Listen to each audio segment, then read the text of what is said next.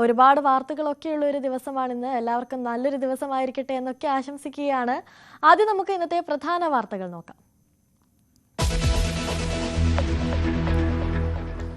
പാലക്കാട് നിയന്ത്രണം തെറ്റിയ കാർ മരത്തിലിടിച്ച് 3 യുവാക്കൾക്ക് ദാരുണാന്ത്യം. 3 പേർ പരിക്കുകളോടെ രക്ഷപ്പെട്ടു. പന്നി കുറുകെ ചാടിയപ്പോൾ നിയന്ത്രണം തെറ്റിയ കാർ മരത്തിലിടിച്ച ശേഷം വയലിലേക്ക് മറിഞ്ഞു. അപകടം രാത്രി 11 മണിയോടെ.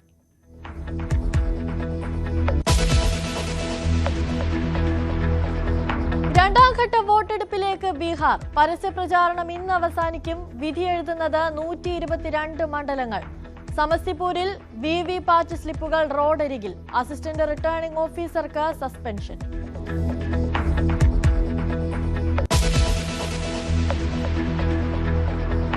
സ്വർണ്ണക്കൊള്ള കേസിൽ സുധീഷ് കുമാറിനെയും മുരാരി ബാബുവിനെയും ഉണ്ണികൃഷ്ണൻ പോറ്റിക്കൊപ്പം ഇരുത്തി ചോദ്യം ചെയ്യുന്നത് തുടരുന്നു. പോറ്റിയുടെയും മുരാരി ബാബുവിന്റെയും കസ്റ്റഡി കാലാവധി നാളെ അവസാനിക്കും.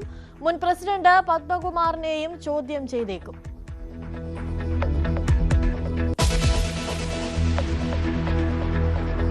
പോപ്പുലർ ഫ്രണ്ടിന്റെ സ്വത്തുക്കൾ കണ്ടുകിട്ടിയത് ബിജെപിയുടെ പകപോക്കലെന്ന് SDPI. ഭയപ്പെടുത്തി നിശബ്ദമാക്കാമെന്ന് കരുതേണ്ടെന്ന നേതൃത്വം.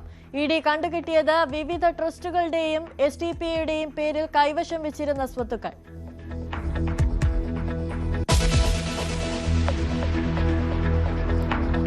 വന്ദേ ഭാരത് ഉദ്ഘാടന യാത്രയിൽ വിദ്യാർത്ഥികൾ ഗണഗീതം പാടിയതിൽ വിവാദം തുടരുന്നു. തീവ്ര ഹിന്ദുത്വം ഒളിച്ചു കടത്താനുള്ള ശ്രമമെന്ന് മുഖ്യമന്ത്രി.